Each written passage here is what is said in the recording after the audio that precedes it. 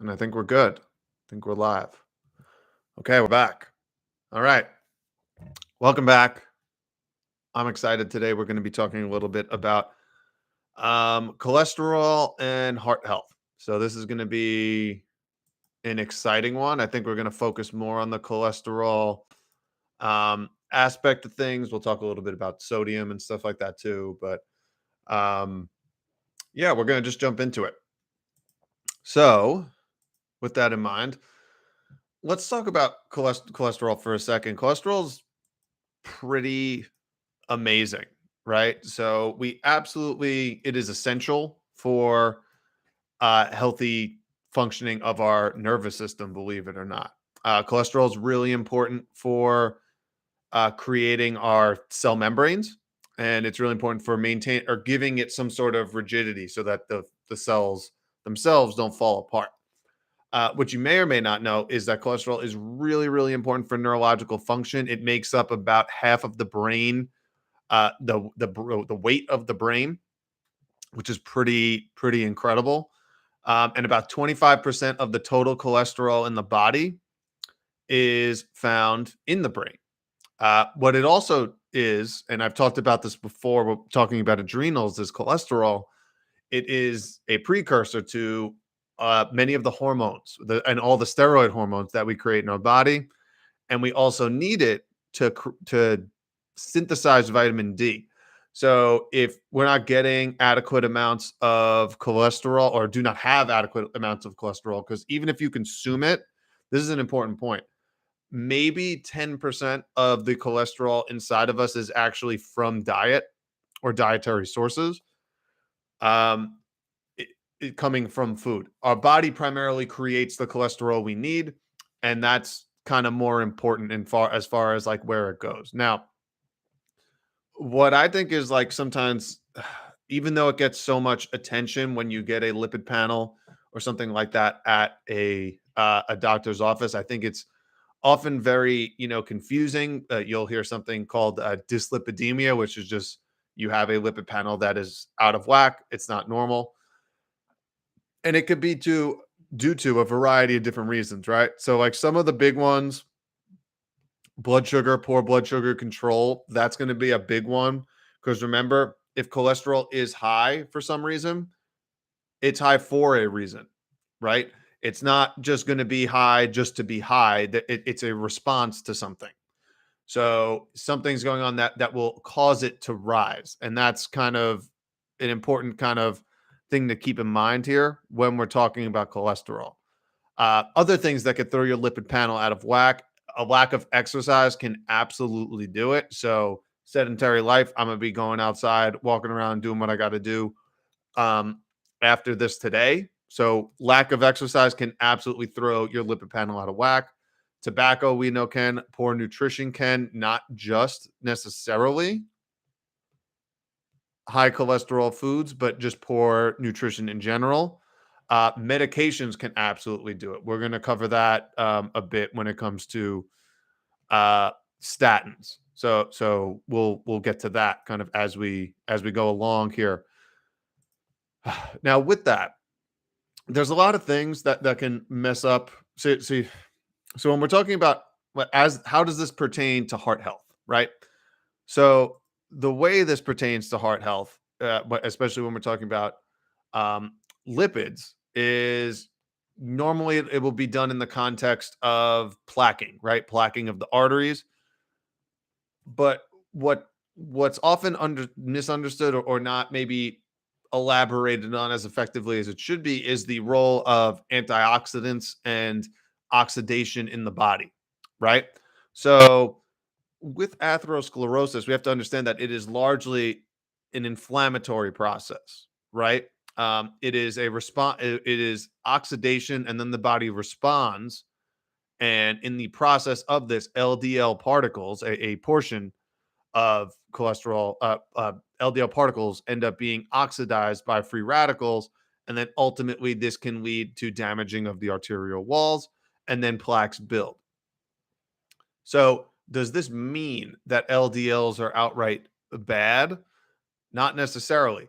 because remember, they have to be oxidized for some reason. And the only reason they would get oxidized is if the free radicals, or if we're having a lot more free radicals come in the form of physical, chemical, emotional stresses, in the form of toxins, whether it be heavy metals or things like fluoride, or not getting the antioxidants you need from things like copper, zinc, selenium, vitamins A, C, and E, glutathione, precursors to glutathione. If we don't have the free radical neutralizing abilities of those nutrients, then over time, those free radicals can cause damage, and this oxidizes certain LDL particles, which can lead to a buildup of plaque over time, right? So, and we find out that this tends to happen particularly when there's things like vegetable oils that can increase platelet stickiness, so that could potentially lead to clotting. This can raise things like blood pressure, but can also damage some of the arterial walls. So there's a lot of different things kind of at play here that can all play a role here. If we're looking at um, refined carbohydrates. Now, refined carbohydrates, we know they can increase insulin resistance. They can increase triglycerides and some of these markers that you see, LDL, triglycerides. These can rise with refined carbohydrate intake. This is because those things are particularly inflammatory. And when you continue to consume inflammatory things, or increase, fill up that inflammatory load, eventually that's going to get to a point where that's going to end up causing some damage down the road, right? So then what happens is we end up getting some plaquing. We end up the plaque forms, blood pressure rises, and then what do? We end up taking blood pressure lowering medications, even though there's a plaque that needs to be fixed. We need to introduce more um, antioxidants into the system, do something to help dilate those vessels, break that stuff down.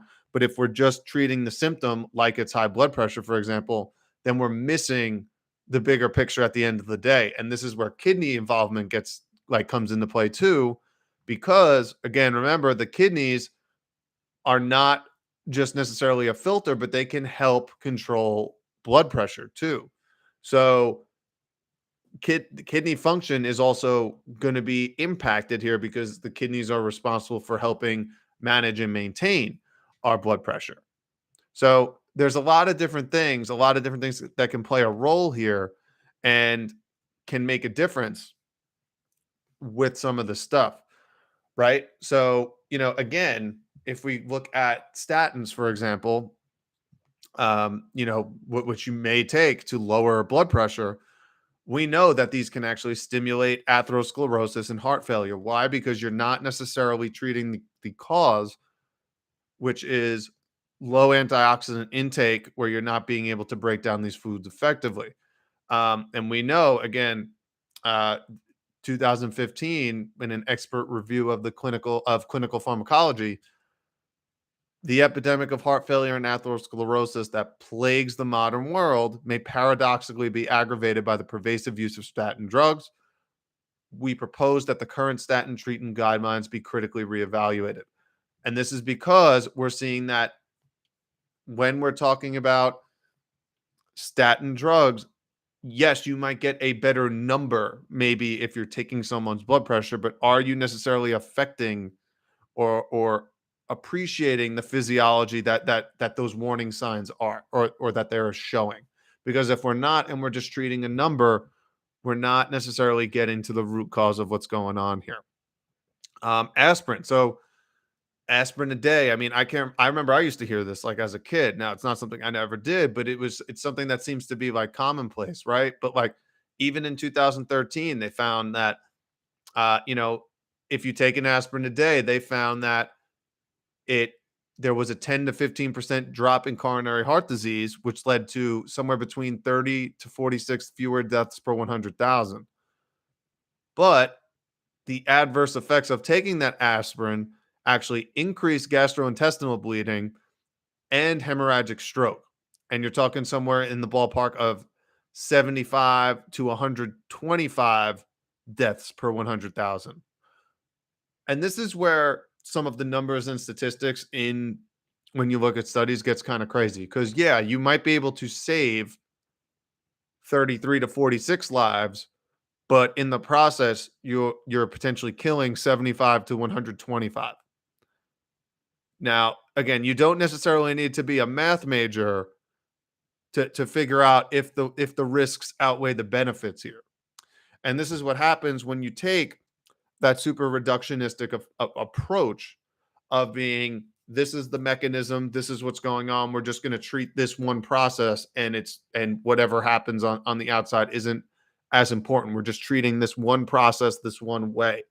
And when that happens, you miss the big picture, because the heart, your blood pressure, there's so many different organs that play a role, right? Your nervous system in general is going to affect that. Your skin, your receptors, pain receptors are going to play a role. Your lungs are going to play a role. If you slow down your breathing, if you're more sensitive to carbon dioxide, and you can control your breath longer, that's going to affect your blood pressure. The health of your kidneys is going to affect your blood pressure. So there's so many different ways and things you can that things that go into one number, that if you're just treating one thing with one pharmaceutical and not wondering what else is going on, then we're missing the bigger picture as far as what are we getting to the root? Are we actually fixing what's going on underneath, right? As far as so this comes back to cholesterol. So it's a similar thing, right? If you might have high cholesterol, and you'll be okay, hey, take a cholesterol lowering medication.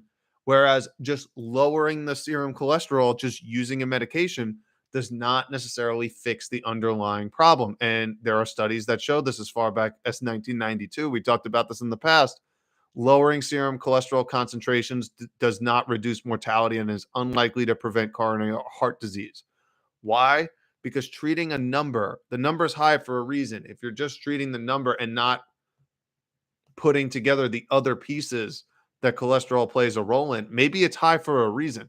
Maybe there is an inflammatory reaction going on, and we have to address that versus just the fact that it's high. So, and this is the critical difference that we kind of have to understand, right? Because if we're not going to get to that root cause and treat it that same way, then we're going to miss the underlying cause, and not affect the physical, chemical, emotional stress that's actually going to be making a bigger difference, right? So when we're talking about lipids, if we're looking at a panel, things like your lipid particle sizes actually do matter. So you could have small LDL particles that, if they are smaller, they tend to progress more quickly into plaques potentially. So versus large ones. Um, so that might be something like worth keeping an eye on.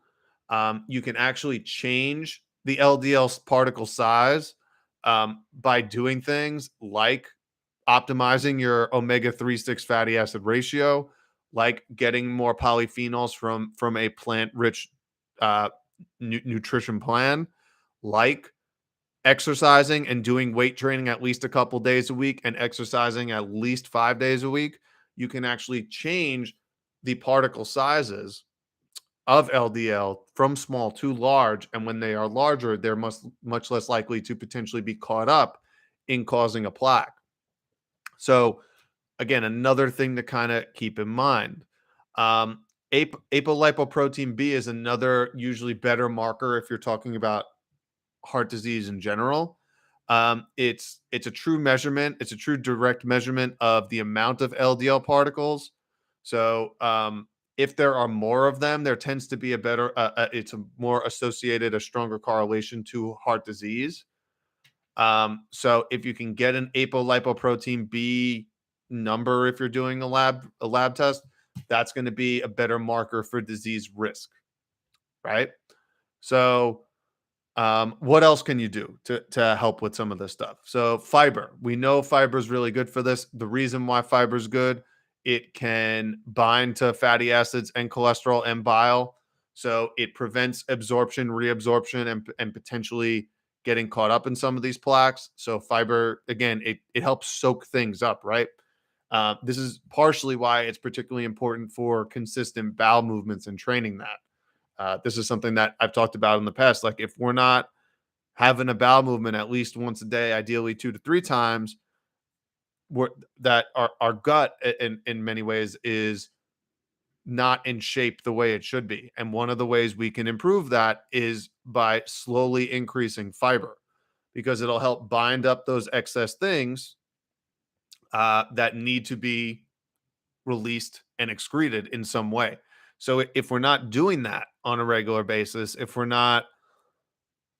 don't have that mode of detoxification open on a regular basis, these things can potentially recirculate and then become again something that could be a potential free radical source, which can eventually lead to potential plaquing in the arteries. And now we're seeing how the heart disease kind of problem comes in. But if you're just taking, like I said, a medication to just lower a cholesterol number, you're not fixing that. You're not even addressing something like that.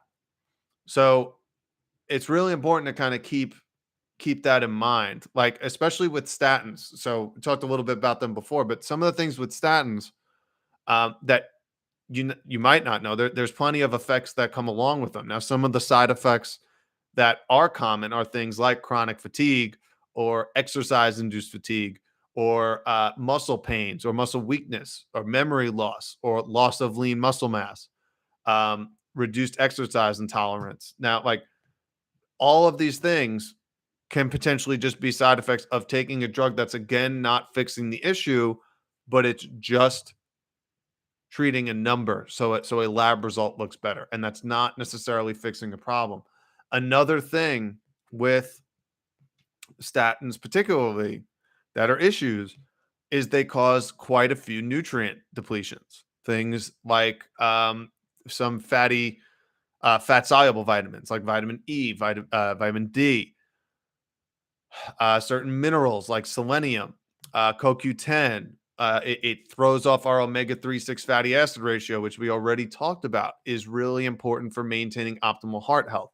So if you're taking a drug that's going to reduce some of that or reduce some of these nutrients you need, carnitine, CoQ10, these things are needed for heart function. And if we're taking, again, something to treat a symptom, but it's making the root or affecting the root in a negative way, then we really need to like revisit this and understand how this stuff works.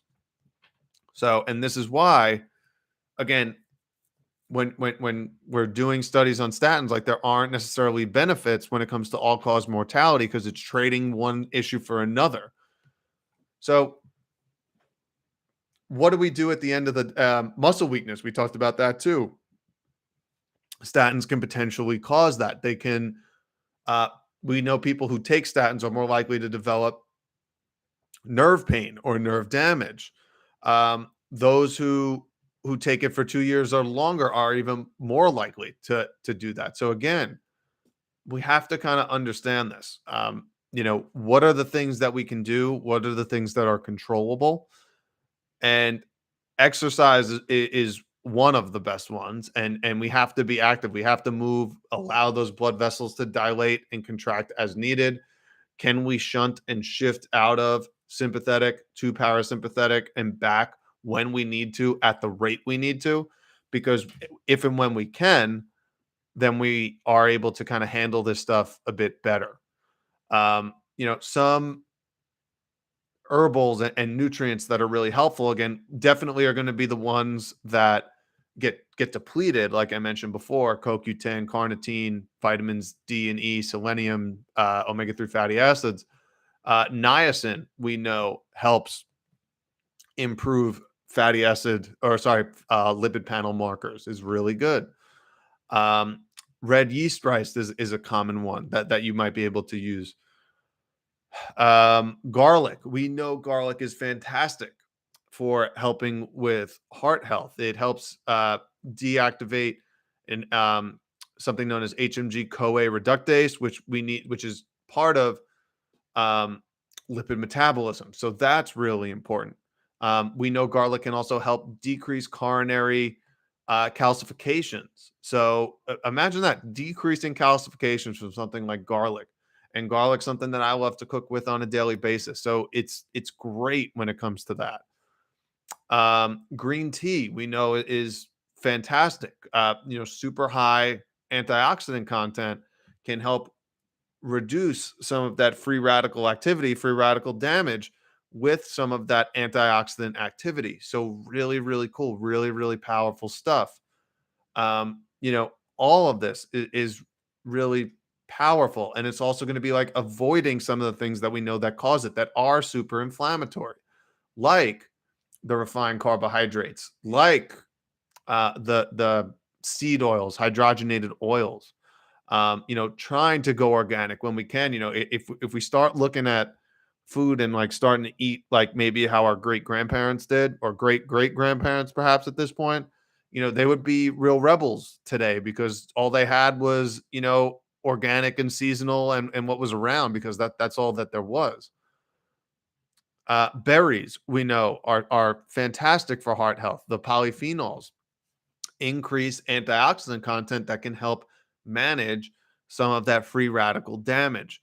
And when we're talking about, again, the number one killer, which is heart disease, this stuff is largely earned. Like we have so much power that we have at our own hands in terms of what we can do and the changes we can make, and it's just a question of moving in the right direction with that.